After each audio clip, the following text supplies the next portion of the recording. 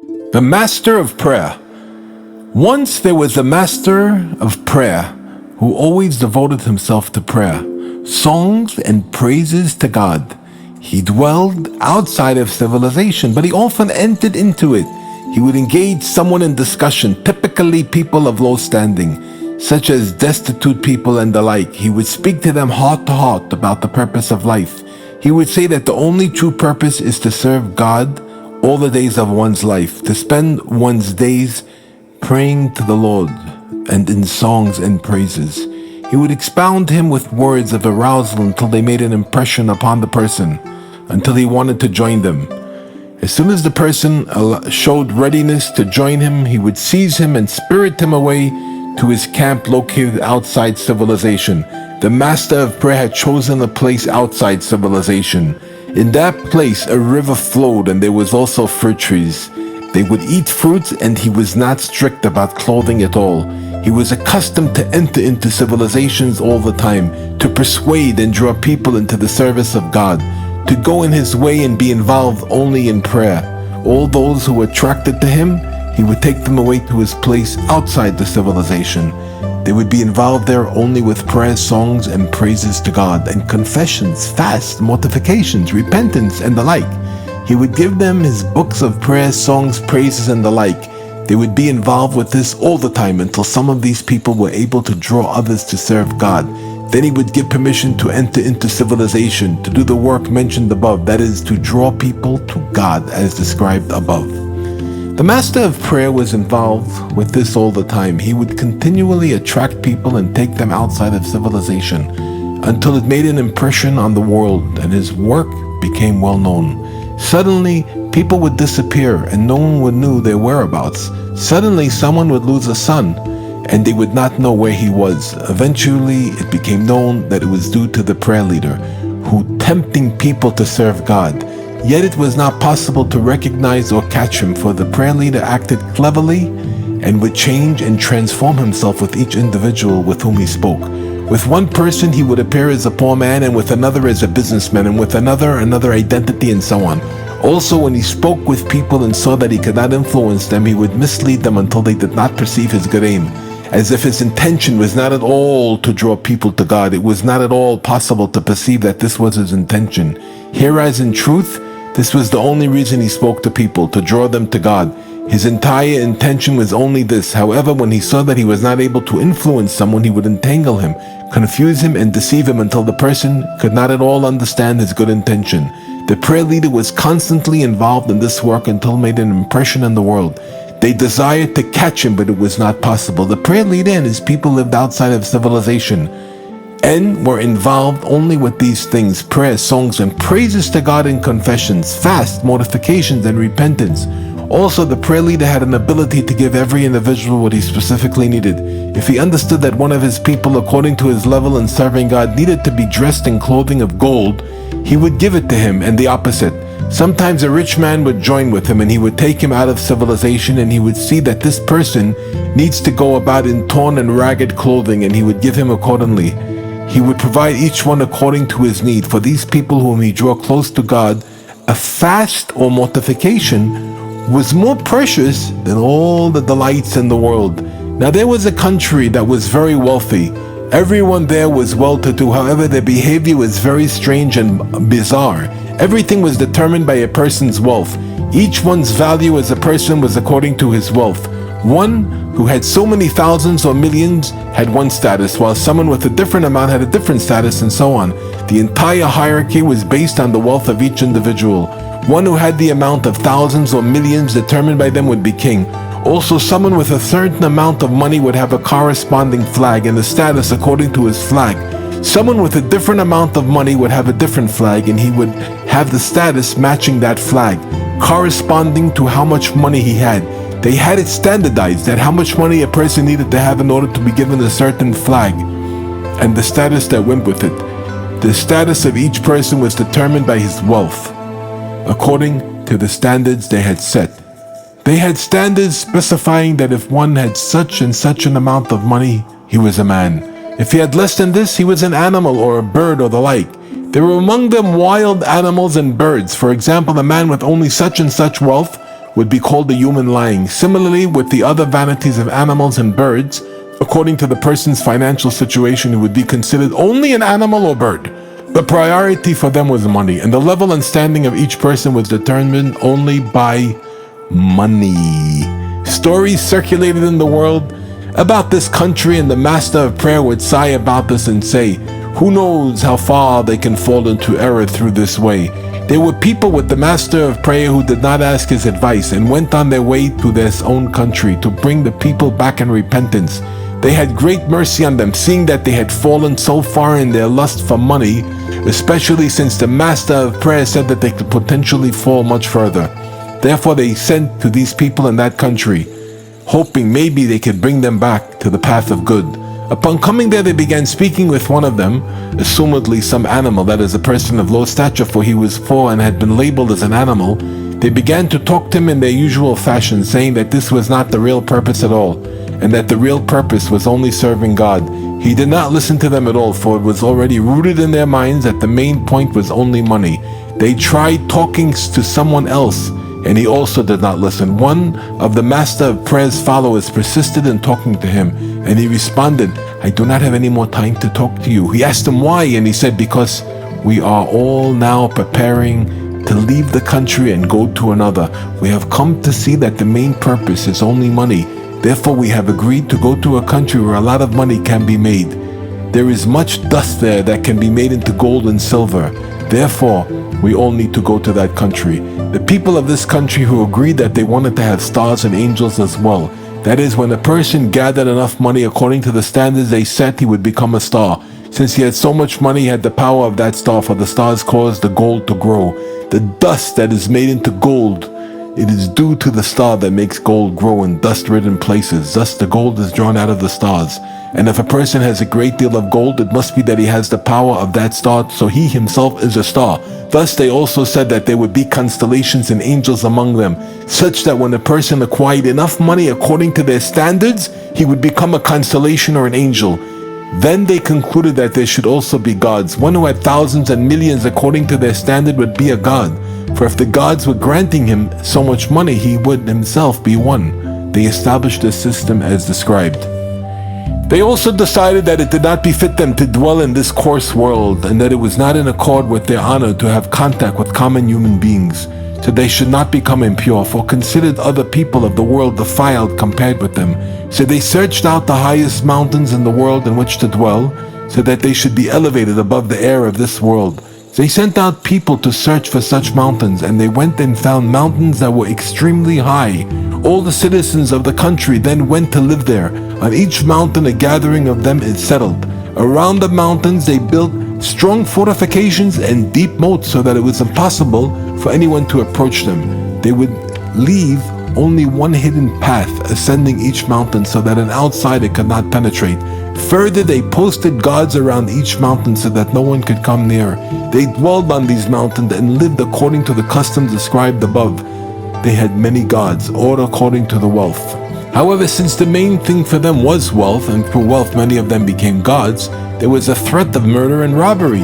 Each one was ready to murder and rob in order to amass more money and become a god. However, they reckoned that since the wealthy became gods, they would be able to protect themselves from these crimes. They also established services that would be prayed and sacrificed to be offered to these gods.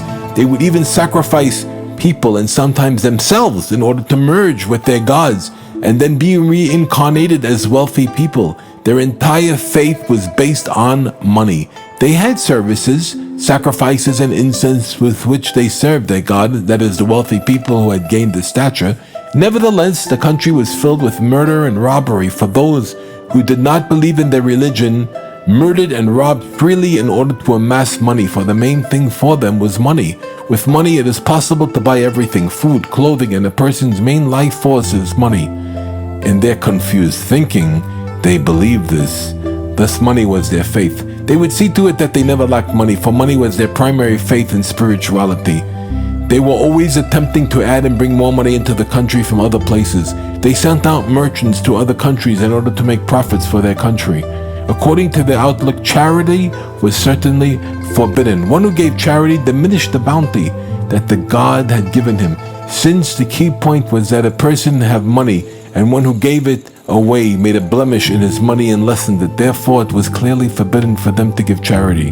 They also had supervisors who were assigned to oversee if each one really had as much money as he claimed. Everyone had to display his wealth regularly in order to remain on the same level. Sometimes an animal would become a man, or a man an animal.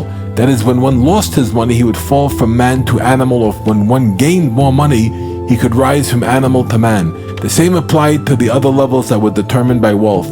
They had portraits of these gods, wealthy people, and everyone had a copy of the portraits. They would hug and kiss them as part of their service and their faith.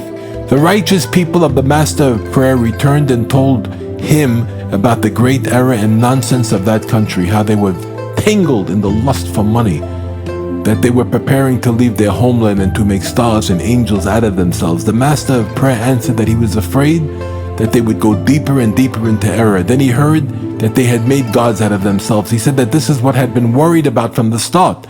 The Master of Prayer had great mercy on them. He decided to go there himself. Perhaps he could return them from their folly. He went there and approached the gods posted around the mountain. The gods, it could be assumed, were people of low rank, because they were allowed to stand in the atmosphere of the lower world. The wealthy ones who had high standing because of their money could not mingle at all with the people of this world, nor stand in the atmosphere of this world, lest they be contaminated. They could not speak at all with the people of this world, lest they defile them through their words. Thus it was clear that the gods who stood at the foot of the mountain were of low rank. However, even the guards had the portraits, and they would hug and kiss them all the time. Even with them, the main faith was based on money.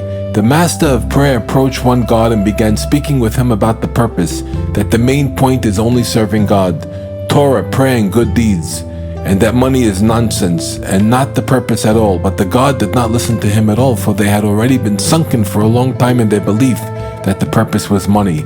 He went to a second god and also said this to him, and he also did not listen to him. Thus he went to all the gods, and none of them listened. Then the Master of Prayer decided to enter the city on the mountaintop.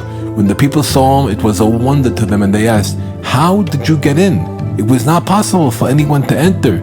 He answered them, "Being that I have already entered, what does it matter how I did it?" He started to speak with someone about the purpose, and he did not listen at all. And so all of them, they had already become immersed in their error. It was a wonder to them that someone would come to them and say such things, and totally contradicted their faith.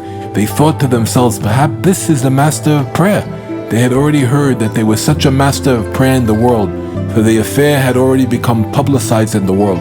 They would call him the pious Master of Prayer. However, they were not able to recognize or catch him, for he would change himself with each person. With one he would appear a businessman, with another a pauper. He would invariably slip away. Meanwhile, there was a warrior and several other strong men gathered around him. He went with his followers conquering cities. He wanted only their submission, so when the people of the country would submit themselves to him, he would leave them alone. If not, he would destroy them. He went all over and conquered. He did not want money, only their submission. His approach was to send his strong men to a country. While they were still far away, 50 miles, the country would already submit to him. Thus he conquered the countries. The merchants of the country of wealth returned to their country and told about the mighty warrior described above. A great fear fell on the country. Even though they were willing to submit to him, they heard that he despised money and did not want it at all. Since this was opposite to their belief, they could not bring themselves to submit to him. To them, this would be like apostasy, because he did not believe in their faith, that is, in money. They were very frightened of him. They started to worship and offer sacrifices to their gods. They took animals, people with little money, who were labeled animals, and offered them to their gods and other similar services. The warrior was drawing closer to them all the time, and he started to send his strong men to give them the choices, as was his custom. They became very afraid, not knowing what to do. The merchants among them advised them and told them that they had been in a country where everyone's a god, who traveled in a carriage drawn by angels. That is, all of the citizens, from small to great, were all tremendously rich, until even the smallest among them was considered a god, according to their flawed thinking, for even the smallest among them had enough money, according to the standard, to be classified as a god. And their carriages were drawn by angels, for their horses were adorned with abundant wealth, with gold and the like, until the raiment of one horse was worth the value of one of the angels. Thus it could be said that they traveled with angels. They would harness 3 pairs of angels to a carriage and ride with them. Thus it would be well to send for help from that country, and they would certainly receive help, since all the citizens of that country were gods. All this was the advice of the merchants to their fellow citizens. They were very satisfied with this, for they believed that certainly they would have salvation from that country, for everyone there was a god. Then the master of prayer decided to go back to that country. Perhaps he could still bring them back from their crooked ways. He went there and approached the god and began speaking with him in his usual fashion. The god told him about the above-mentioned warrior and that they were all very frightened of him. The master of prayer asked him, "What do you people intend to do about it?" The god then told him of their intent to send for help from the country where everyone was a god. The master of prayer laughed heartily, saying, "It's all a lot of nonsense. The people of that country are also only human beings like us. You and all your gods are really only humans and not gods. There is one in the world, and that is the Creator. He is the only one whom it is appropriate to serve, and only to Him is it appropriate to pray. And this is the main purpose." He spoke words along these lines to the god, but the god did not listen to him, for they had already been sunken in their mistaken beliefs for a long time. Nonetheless, the master of prayer continued speaking to him for a long time, until in the end the god answered him, "But what can I do? I'm only one individual, and opposing me is the entire population of the country." This answer was somewhat of a comfort to the master of prayer, for he saw that his words had at least some influence on the god. The words he had spoken the first time to the god and the words he had said this time had started to make an impression in his heart. He began to have doubts and became a bit more willing to listen, as was evident from his reply. The master of prayer went and spoke to the second god and spoke with him in the same way. At first he did not listen, but in the end he answered, "But I am only one against the whole country," as the other one had. In the end, all gods gave this answer. After this, the master of prayer entered the city and began to talk with people in his usual manner, saying they were all gravely mistaken, that this was not the purpose at all. Rather, the purpose was only to be involved in Torah and prayer. They did not listen to him at all, for they had all been sunken in their crookedness for a long time. They told him about the warrior and how they wanted to send for help from the country where everything was a god. He laughed at them as well. He said to them that it was nonsense, that they were only human beings. They cannot help you at all, for you are people, and they are people, and no gods at all. Yet there is one, blessed be his name. As for this warrior, he said wonderingly, could this be the warrior, the one that he knew? They did not understand the meaning of these last words. He went from one individual to another, talking to each one as above. As for the warrior, he said to each one as before, could this be the warrior? No one understood his intent. There was a great commotion in the city, since there was someone speaking such things, making a mockery of their face and saying that there was only one God, and spoke about the warrior as described above. They realized that this was undoubtedly the master of prayer, for he was already a famous figure.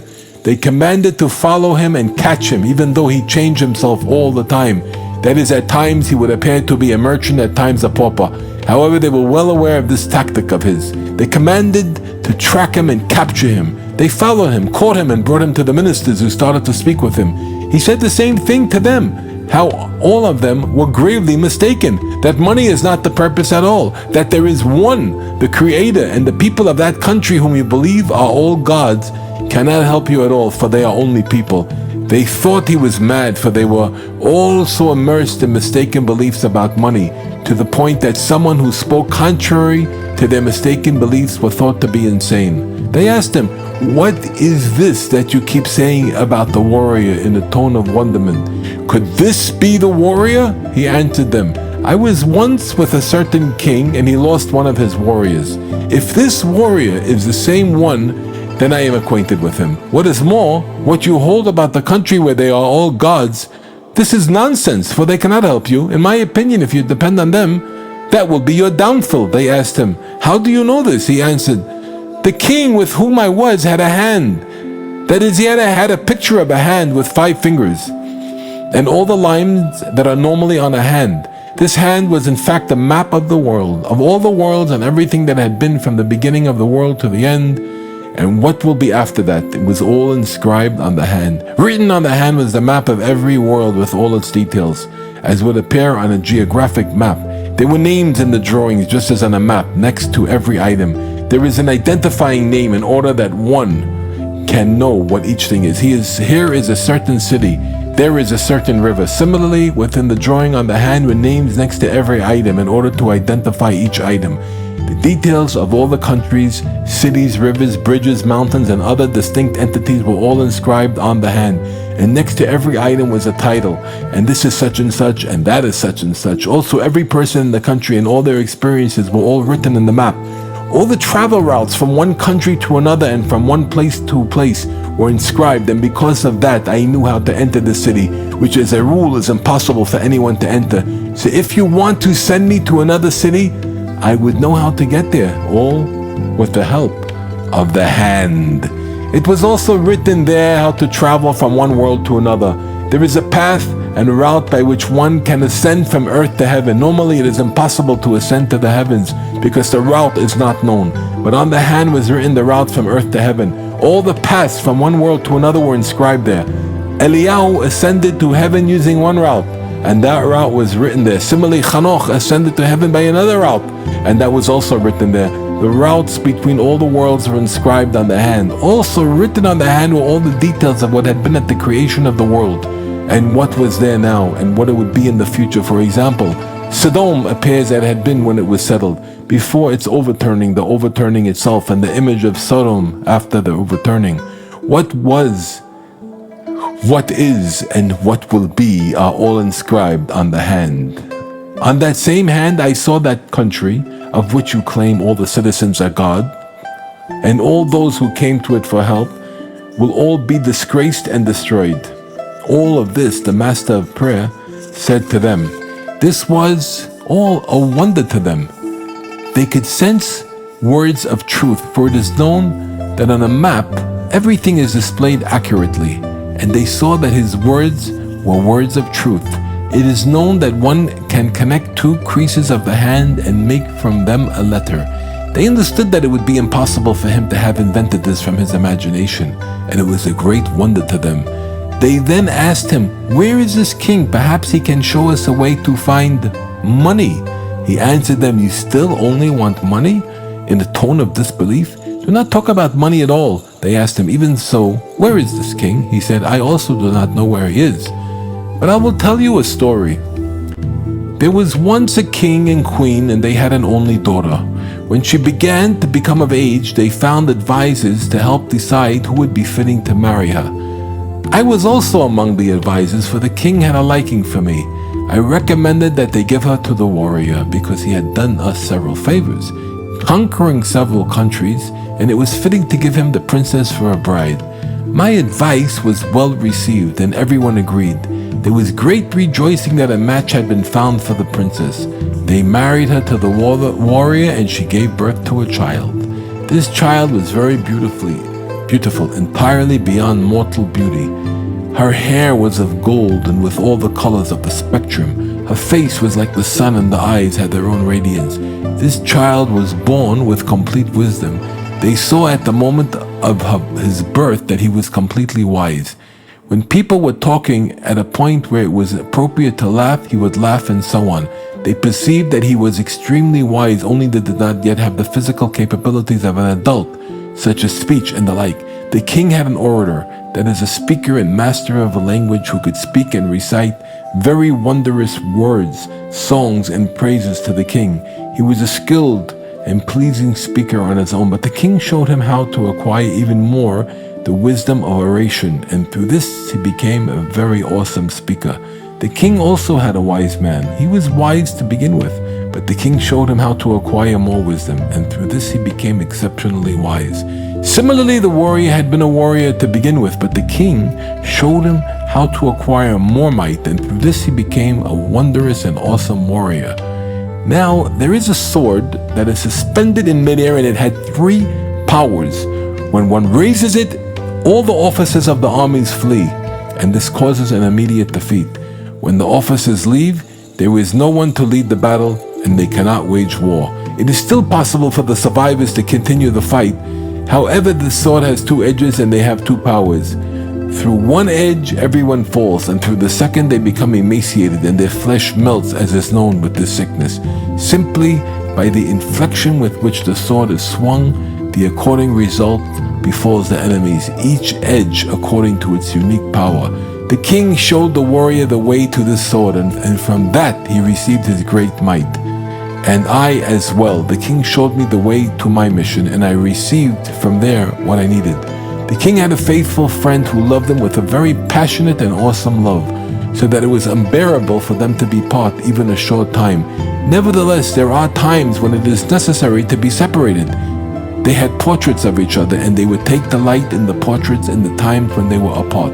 The portraits illustrated how much the king and the friend loved each other, showing how they hugged and kissed each other with great love. The portraits had the power that anyone who looked at them would be filled with an intense love. That is, the quality of love would come to one who looked at the portraits. The friend also received his love from the place that the king showed him. The time came for each one to ascend to the place where he would receive his power. The orator, the warrior, and all the other of the king's people. Each one ascended to the place where he renewed his strength. One day there was a violent storm in the world. The storm overturned the whole world. Ocean became dry land, and land became ocean. Wilderness became civilization, and civilization became wilderness. The whole world was overturned. The storm came into the palace of the king, but he did not do any damage. It only entered and snatched away the child of the princess. In the midst of the upheaval ensuing after the sweeping of the child, the princess ran after it. The queen and then the king also followed until everyone was dispersed, and no one knew where they were. We were not there during all of this, for we had all ascended, each one to his place to renew his power. When we returned, we could not find them. The hand was also missing, and since then, all of us have become dispersed. Since then, none of us have been able to ascend to our place to renew our strength, since the whole world had been overturned, and all the places of the world have been switched, sea to dry land, etc. It is certainly impossible to ascend through the first routes. Now, one needs a new route, according to the exchanges and shifting of places. Thus, none of us is able to ascend to his place to renew his strength. Nevertheless, the impression that remains with each of us is also very strong, and if this warrior you have described as the warrior of the king, he is certainly very powerful. All of this the master of prayer said to the people of the country of wealth. When they heard his words, they were awestruck. They held on to the master of prayer, not letting him leave them, for perhaps the warrior who was coming towards them was the above-mentioned warrior with whom the master of prayer was acquainted. The warrior drew nearer and periodically sent messengers. Finally, he arrived and stood outside the city. He sent in messages, and the people were very frightened. They asked the master of prayer for advice. He said that they would need to scrutinize the way and behavior of the warrior in order to determine whether he was that same warrior, the warrior of the king. The master of prayer went out to meet the warrior. He came to the warrior's camp. He began to speak with one of the warrior's strongmen, that is one of the gods, to determine if he was the warrior of the king. He asked the god, "What is your occupation and how did you join with this warrior?" The god answered him, "Here is the story. There is an account in our historical records of a violent storm that came to the world, and it overturned the whole world. It transformed sea to dry land, and dry land to sea, and wilderness to civilization. After the commotion and noise died down, the people of the world began to consider who should be the king. They investigated to know who would be fitting to become their king. They said, being that the main thing is the purpose, therefore the one who strives the most to fulfill the purpose should be the king. Then they began to investigate what was the purpose, and they split into many groups. One group said that the main purpose was honor. They observed that honor was the most valued thing in the world. When a man is not given his honor, for example, when they say something against his honor, it is as if they spilled his blood, because honor is the main thing for all people. After a man's death, they are strict to give the deceased honor, to bury him respectfully, and so on. And they say to the deceased that all of what they are doing it for his honor. Even though after death, money and desires are not at all relevant to the deceased, they are very careful to honor the dead. Therefore, honor is the main purpose. They had other similar foolish reasonings. All the groups had much reasoning, backing their flawed and misguided beliefs. Some of them are described below. However, Rabbi Nachman did not want to detail all the flawed reasoning of these beliefs. Some of them are so twisted that it is possible, God forbid, to truly be led astray by these false beliefs. May God have mercy. So they agreed that the purpose was honor. Thus they needed to search for an honored man and one who pursues honor, that is, one who pursues it and reaches it so that he is honored. Since he is an honored man who has honor, pursues honor, and gives support to the worldwide will to honor, therefore such a man strives towards the purpose and achieves it. All this was their foolish and confused reasoning. Thus, such a man is fit to be king. They went looking for such a man and found people carrying an old beggar. Approximately 500 were following him, all gypsies, and he was also a gypsy. This beggar was blind, stooped over, and dumb, but the people followed him, for all of them were of his family. He had so many brothers and sisters and children that they became a congregation, and they carried him along. He was very strict about his honor, for he was ill-tempered and became wroth with them all the time, with all kinds of complaints. He commanded all the time that different bearers carry him and was angered all the time. Thus, this beggar is a very honored man, they thought, since he achieved such honor.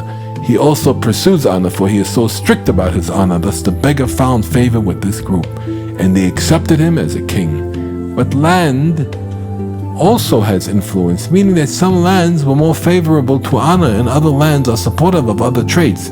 Thus this group that decided that honor was the purpose looked for a land supportive of honor and found a suitable land and dwelled there. Another group held that honor was not the purpose, believing instead that the purpose was murder. We see that all things in the world eventually wither and pass away, and that all that is in this world, grasses, plants, people, and all that is in the world must all come to an end and pass on. Therefore, the purpose of everything is its termination. Thus, the murderer who kills and terminates people is very active in bringing the world to its purpose. Thus, they agreed among themselves that the purpose is murder.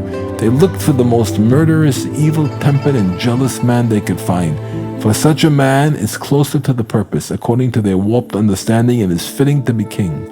They went searching and heard the sound of a scream. They asked, "What is that screaming sound of a scream?" They asked. "What is that screaming sound?" They answered them, "The sound came from a man having slaughtered his father and mother." They then reflected, can there be a more ruthless and ill-tempered murderer than one who would kill his father and mother? This man has reached the purpose. He found favor in their eyes and they accepted him as king. They searched for a land that was supportive of murder and chose a place of mountains and hills, the kinds of place where murderers tend to live, and went there and dwelled and lived there with their king. Another group said that someone with an abundance of food was most fit to be king.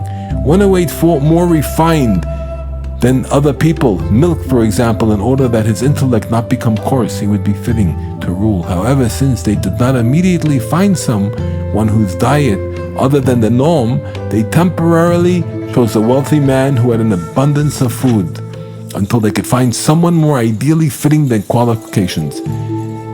At that time, the wealthy man would abdicate his throne. They accepted this wealthy man as king and chose the land supportive for their purpose and settled there. Another group said that someone beautiful was most fitting to rule. The main purpose is to settle the world, because for this world was created. And since a beautiful woman arouses the desire to settle the world, it follows that she brings it to its purpose.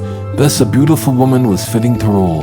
They chose a beautiful woman and anointed her as their queen, and they looked for a land supportive of this and settled there. Another group said that the primary purpose was speech. What distinguishes man from animals is that he can speak.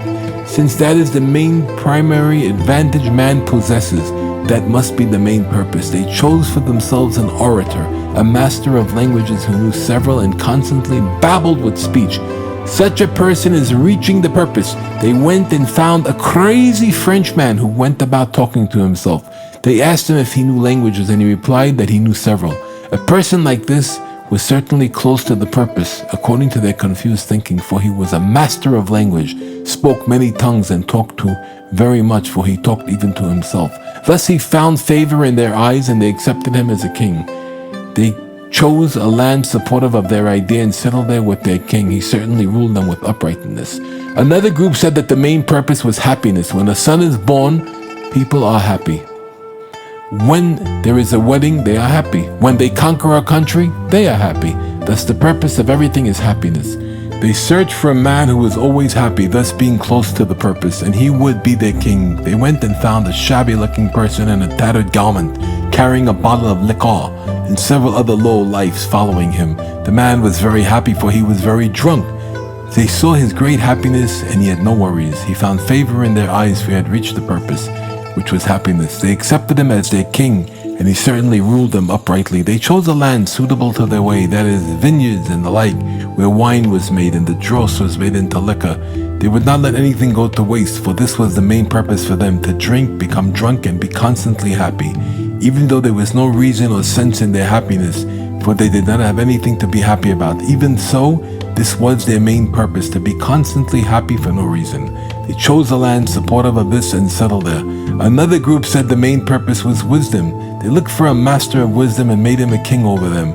They searched out a land supportive of wisdom and settled there. Another group said the main purpose was to give attention to one's eating and drinking in order to strengthen the body. They looked for a muscular man with large limbs that he exercised to strengthen. One with larger limbs has a greater portion in the world, for he takes up more space and he is closer to the purpose. For enlarging the limbs is the purpose. Such a man is fitting to rule. They went and found a very tall man, a giant. He found favor in their eyes, for he was so large and thus close to the purpose, and they made him their king. They looked for a land supportive of this and settled there. Finally, there was a group that said that none of this was the purpose. The true purpose was only to be involved with praying to God and to be humble and lonely. They looked for a master of prayer and made him their king. The reader can understand for himself that all the groups erred severely in deeply entangled structures of thought. Only this last group came upon the truth. Happy are they. All this was related to the master of prayer by one of the mighty warriors. Then he told them that they, the warriors who banded with the above warrior, were from the group of the bodybuilders who accepted upon themselves the giant man as their king. Now one day a band of them set out with wagons following them, carrying food and other supplies. These warriors cast fear upon everyone, for they were of giant proportion and mighty, and anyone who passed them swerved to the other side of the road. During their journey they came across a particular warrior, the one who is now their leader. When this warrior came towards their caravan, he did not swerve to the side. Instead, he rode straight into the caravan and scattered them to the sides. The members of the band were frightened by him. He entered the wagons following the group and ate everything inside. It was awesome in their eyes, his great might, and that he was not intimidated by the caravan at all. Entering it and eating everything in the caravans, they immediately prostrated themselves before him, saying, "Long live the king!" They knew that a warrior such as this was surely fitting to rule, according to their opinion that the main purpose was to have large limbs. Certainly the former king would give over the kingdom to a warrior of such massive proportions, for he was most fitting to rule. Thus it was that this mighty one was accepted by them as king. And he is the same one who is leading us now in a campaign to conquer the world. He says that is the warrior who had now become their king, that he has another intention in conquering the world. He is not really interested in the world being subjected to him, for he has a different intention altogether. All these are the words of one of the warriors who told this to the master of prayer, who asked him how they had banded with the warrior, and he answered all this. Then the master of prayer asked, "What is the greatness of this warrior who is your king?" The other answered, "There was one country which did not want to submit itself to him. So this warrior took his sword. Now his sword has 3 powers. When it is raised, all the military officers flee. These are the 3 powers mentioned above." When the master of prayer heard this, he knew that this must certainly be the warrior from the court of the king. He asked if it would be possible to meet in person with their leader. They answered that they would relay the request to the warrior and ask his permission. They went and asked, and he gave permission. When the master of prayer came to the warrior and recognized each other, they were tremendously happy that they had merited to come together. They rejoiced and wept, for they remembered the king and his company and cried about that. Thus there was weeping as well as rejoicing.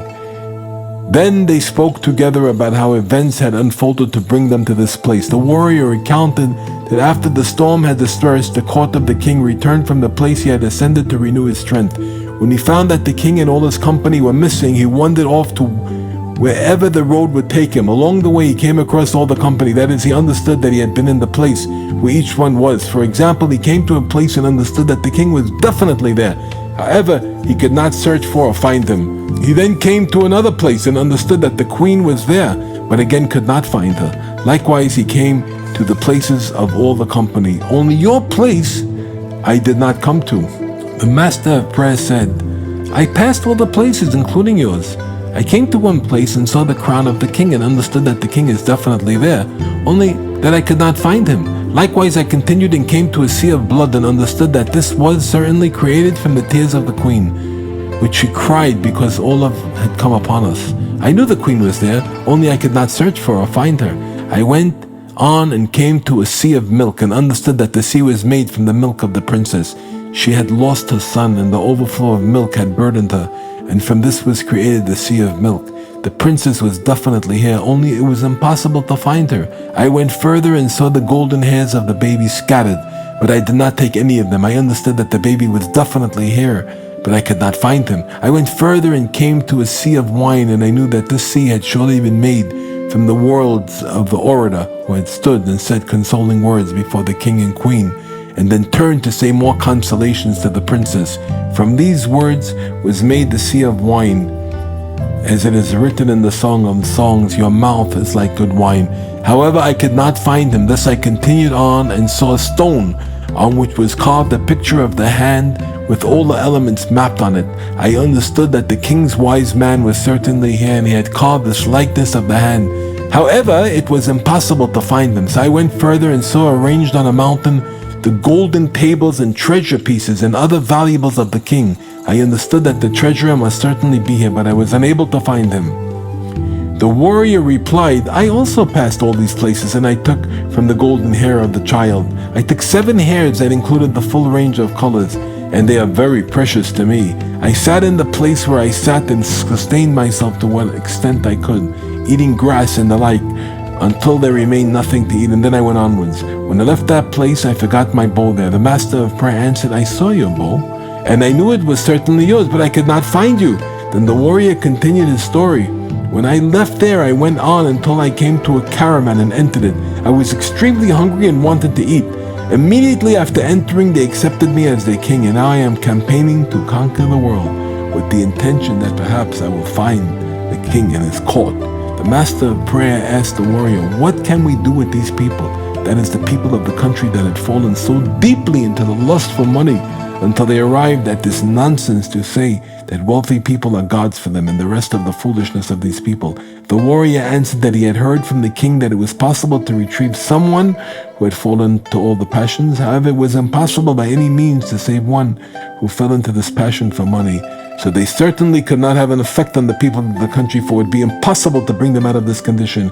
With one exception, he had heard from the king that along the way to the sword that had granted him this might, one could be retrieved from the passion for money into which he had sunk. The master of prayer and the warrior sat together some time. As for the request of these people who had asked the master of prayer to go to the warrior on their behalf, the master of prayer convinced the warrior to give them more time, so he extended the time for them. The warrior and the master of prayer gave signs to one another, so they would know what was happening with each other, and the master of prayer went on his way. On his way, the master of prayer saw people going along and praying and carrying compilations of prayers. He was frightened by them, and they were frightened by him.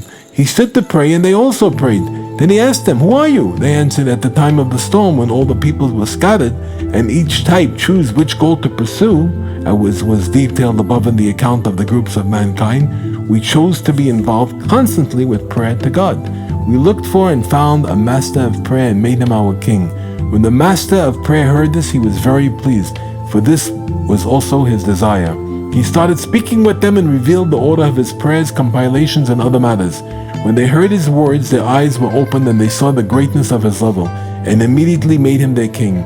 Their present king handed over the kingdom to him, for he saw the awesome level which he had achieved. The master of prayer studied with them, enlightening them, turned them into completely righteous and great men, even before they had been righteous, for they dealt only with the prayer.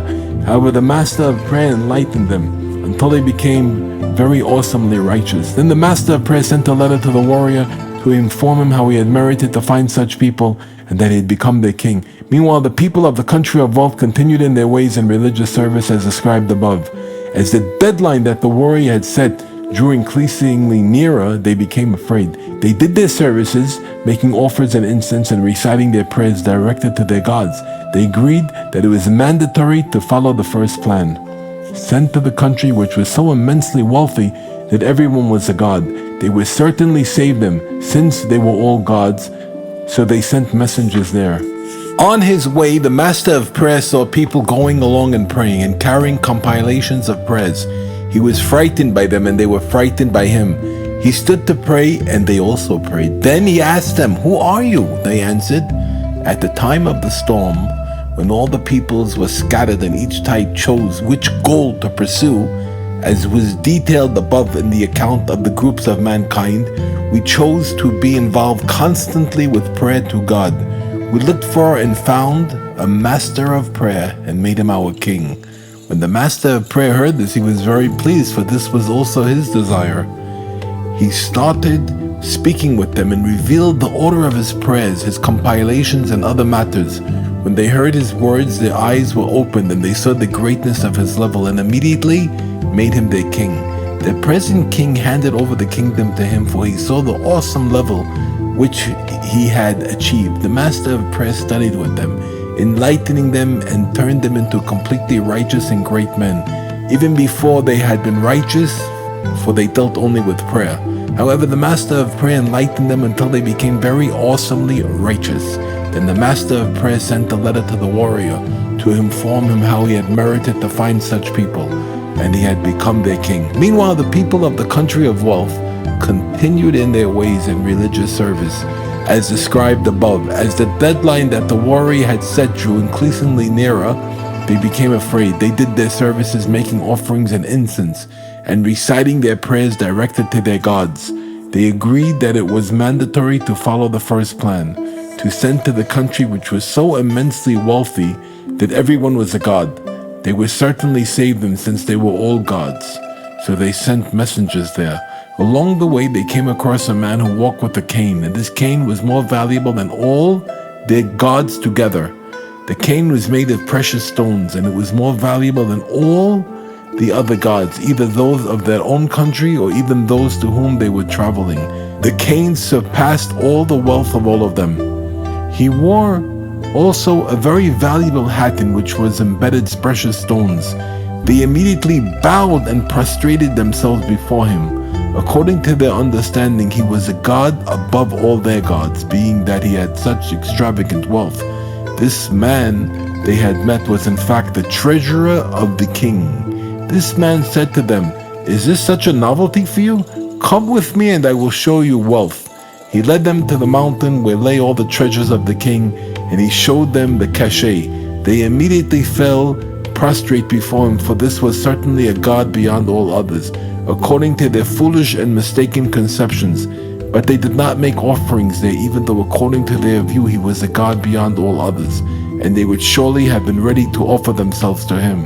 However, when they had been sent on their mission, they had been warned not to make any offerings.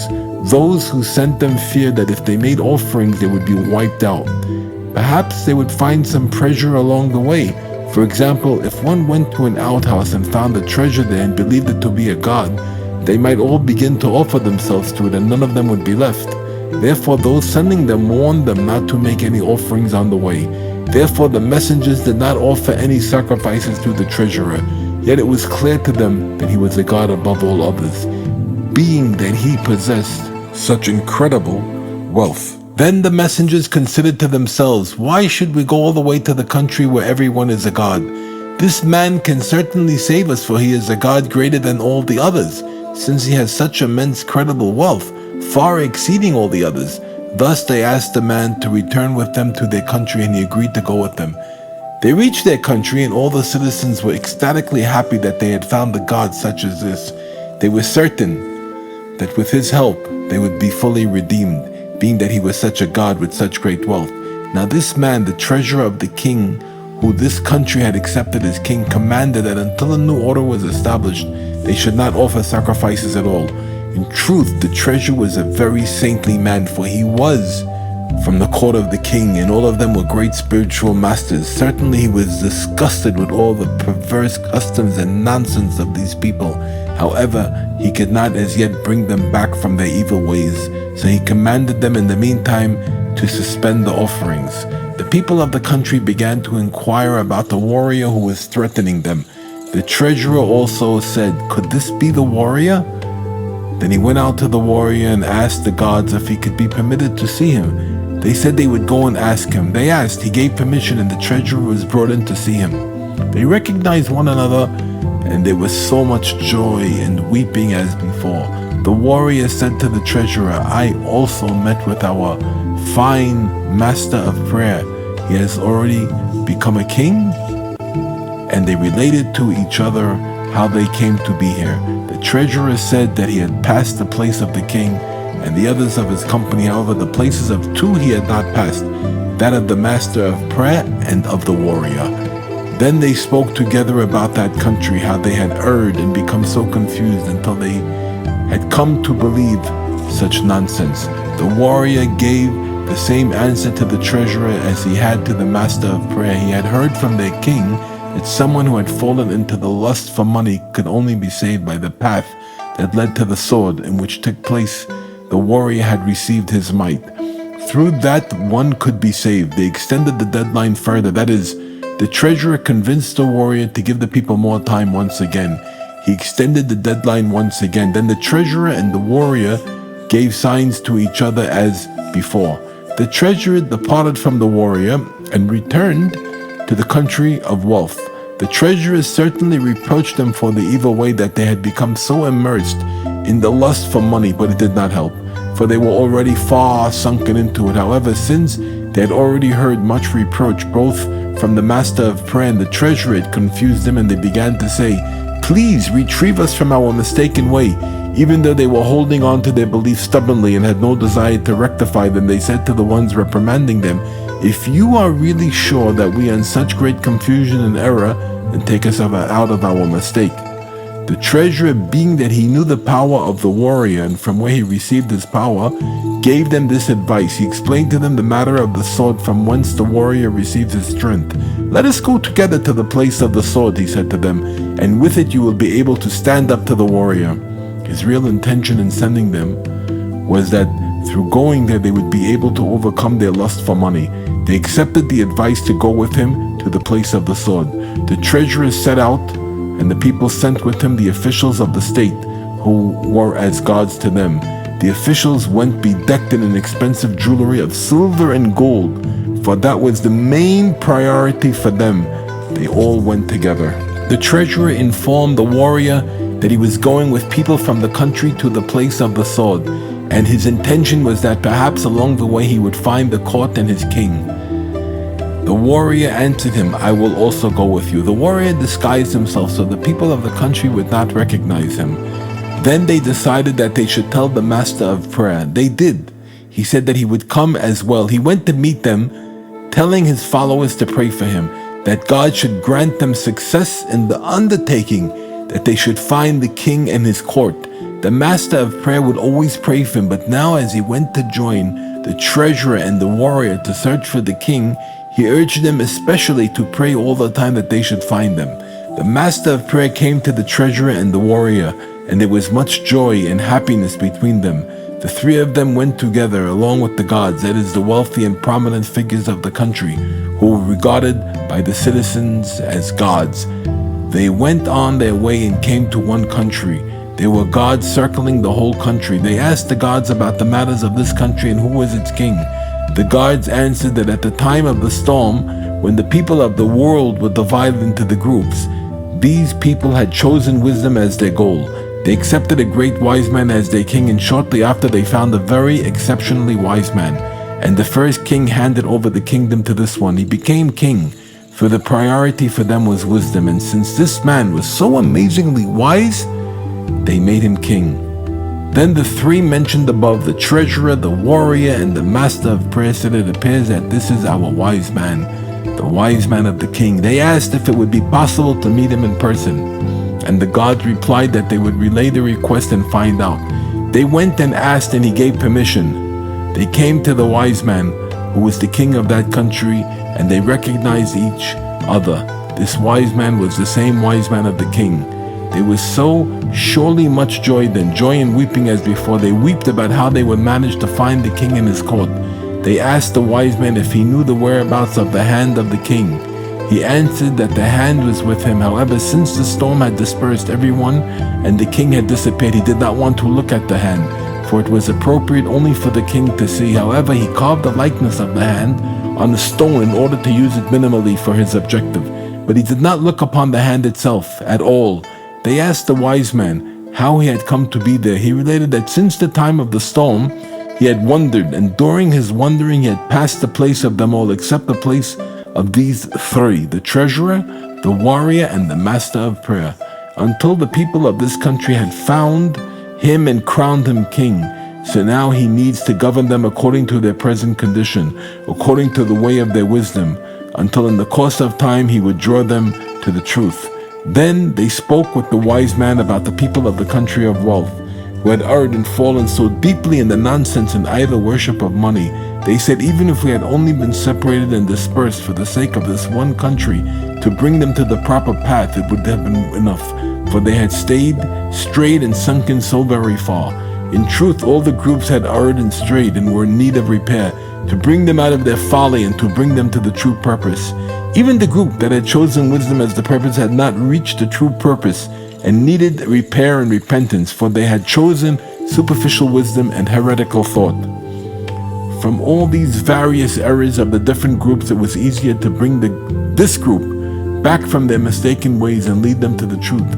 But those that had sunken into the idol worship of money had fallen so far that it was impossible to bring them back. The wise man also recounted to his companions that he had heard from the king that the only way to save those who had fallen into the lust for money was by the path to the sword. The wise man also agreed to go with them, so the four of them went together, and those foolish gods continued following them as well.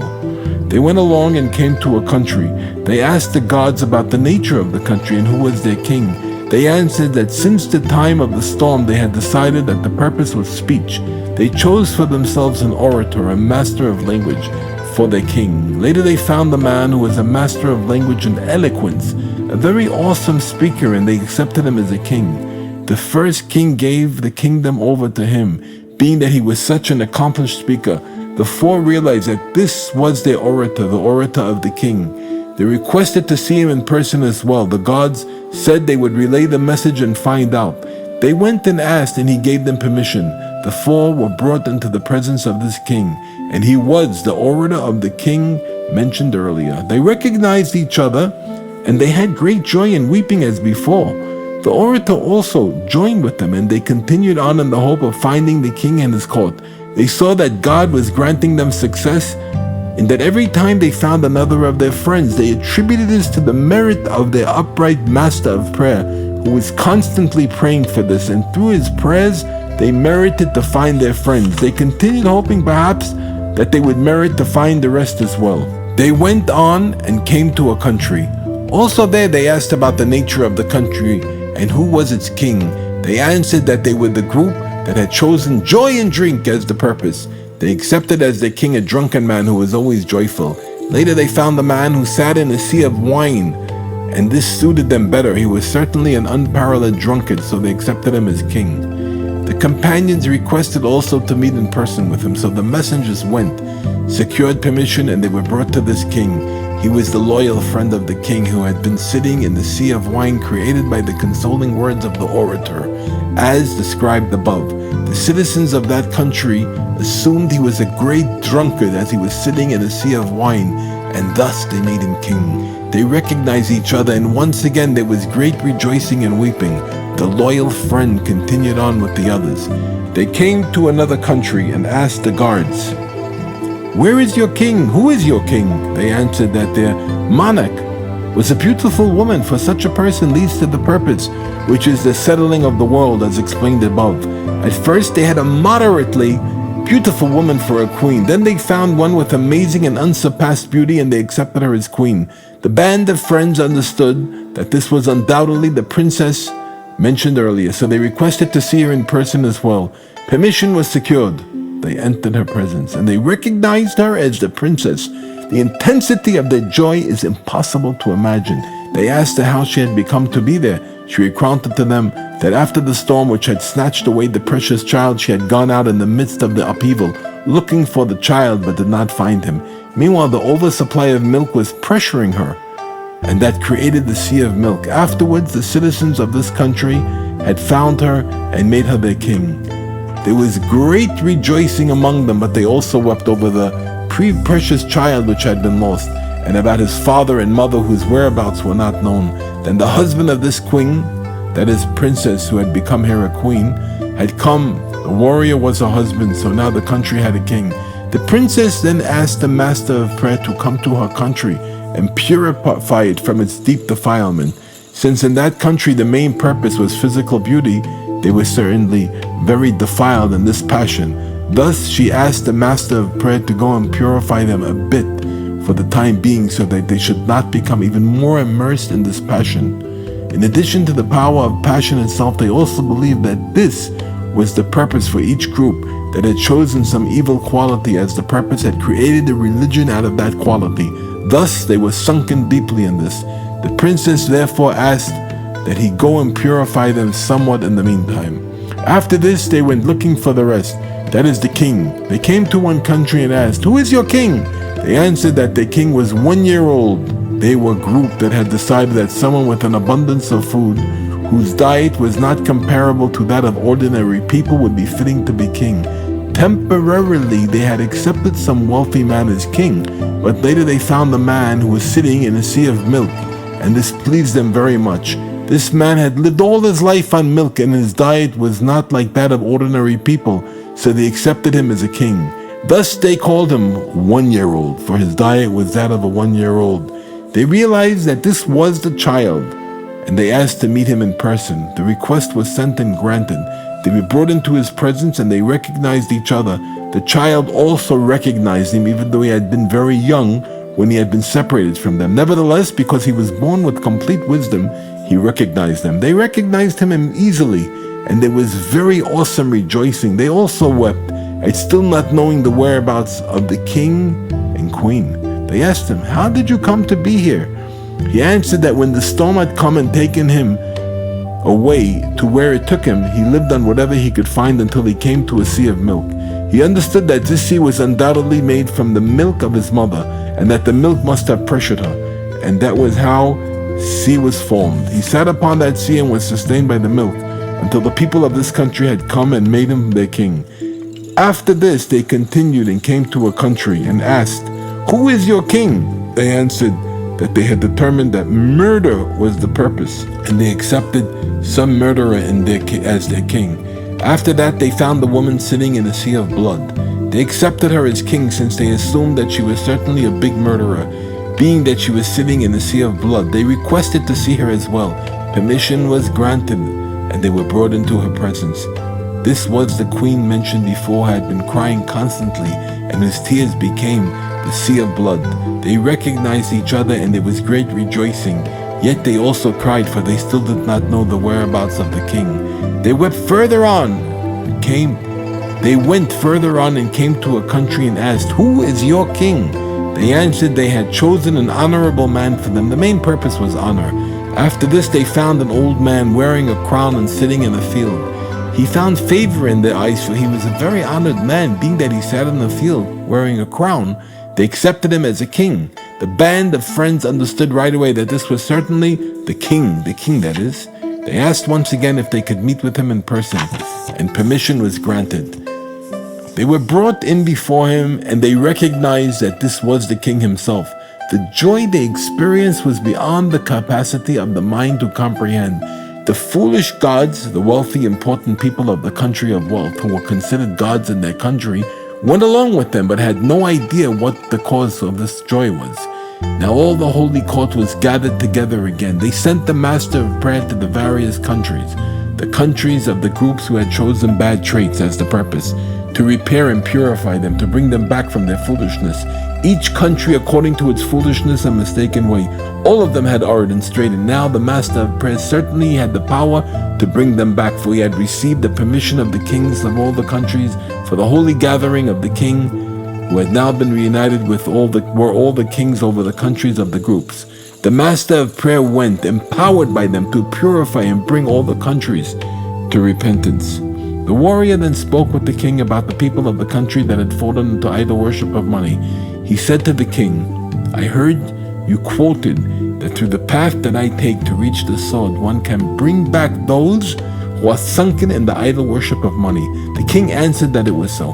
He informed the warrior that along the path to the sword there is a path to the side that leads to a mountain of fire. On this mountain crouches a lion. When he needs to eat, he goes and attacks the flocks and eats sheep and other animals. The shepherds know about him, so they guard their flocks very carefully against him. But the lion pays no heed to them. And when he wants to eat, he preys on the flocks. Shepherds swing their clubs at him and make a great din, but the lion pays no attention. He helps himself to the sheep and the other beasts raw and eats them. This mountain of fire is completely invisible. Along the way, there is also another path. It leads to a kitchen, and in that kitchen are many varieties of food. There is no fire in the kitchen at all. Rather, all the foods are cooked by the fire on the mountain. The mountain of fire is far from there, but there are conduits running from the mountain to the kitchen, and through this all the foods are cooked. The kitchen is also invisible. There is only an indication. Birds gather at the location, and only through this is it possible to locate the kitchen. Those birds flap their wings, and so they heat up or cool off the foods. That is, their flapping either increases or diminishes the fire so that it will burn at the needed intensity according to the food being cooked. For one food they fuel the fire to one extent, and for another food to another extent, all depending upon the food being cooked. All these were the words of the king to the warrior. But take them, the gods of our country of wealth, who had accompanied them, against the direction of the wind, in order that the odors of the food of the kitchen reach them. After that, when you give them to eat from the foods, they will certainly abandon their lust for money. The warrior took the high-standing people of the country of wealth, who were gods in their country. They had been here the whole time before, for they had come with the treasurer, as was described above. When they had left their country with the treasurer, the people of the country had empowered them, so that whatever they would do would be accepted. All the citizens would be obligated to abide by whatever they did, for they were considered as gods by the country. There would be no possibility of doing differently. The warrior took these people who were called gods in their country by virtue of their wealth and led them along the path all the way to the kitchen. First, he had led them against the wind so that the odors of the foods reached them, and they began to beg the warrior to give them from these foods to eat. Then he led them away from the wind, and they cried out that there was a terrible stench. Then he led them again against the wind, and again the odor of the foods reached them. And once again they begged him that he give them from those foods. Then he led them away from the wind, and they began to smell the stench again and cried out in response to it. The warrior said to them, you can see that there is nothing in the area to cause the stench you smell. It must be coming from you, for there is nothing else here to cause such a smell. Then the warrior gave them to eat from the foods. As soon as they ate from them, they immediately began to cast away all their silver and gold. Each one dug a pit for himself and buried himself in it out of his great shame, feeling terribly embarrassed. Having tasted of the foods from the kitchen, they sensed the disgusting quality of their money, for it truly smelt like excrement. They tore at their faces and buried themselves and could not raise their heads at all. They were embarrassed before each other. Now having money was the greatest embarrassment. Someone who wanted to insult his friend would say that he had a lot of money. Now money was a great source of shame, and everyone who had more money was more ashamed. Thus they buried themselves out of their extreme shame, and no one could raise their head, even before his friend, all the more so before the warrior. Anyone who still found in his possession some coin would rid himself of it, casting it far away with great haste. Then the warrior would come to them and extracted them from their pits, saying, come with me. Now you do not need to be afraid of the warrior, for all the people of the country had been afraid of him, as recounted before. I am the warrior. Then they asked the warrior to give them more of the food, to take it back to their country. They themselves already abhorred money, but they wanted to save the rest of their people from it as well. He gave them of the foods and they took it to the country. Immediately upon giving the foods, the people cast away the silver and gold and buried themselves in pits out of dirt of their intense shame. The very wealthy ones and the gods were the most ashamed. Even the poorer ones who referred to as wild animals were also embarrassed at having considered themselves lowly because of their poverty. Now it had been revealed that money was the greatest embarrassment. Those foods had the quality that one who ate from them abhorred money and would sense the full stench of it, like excrement and waste material. Thus they cast away their idols of silver and gold. After that, the master of prayer was sent to them, and he gave them ways of repentance and repair and purified them. The king ruled the entire earth, and the whole world returned to God, devoting themselves only to Torah, prayer, repentance, and good deeds. Amen. May it be his will.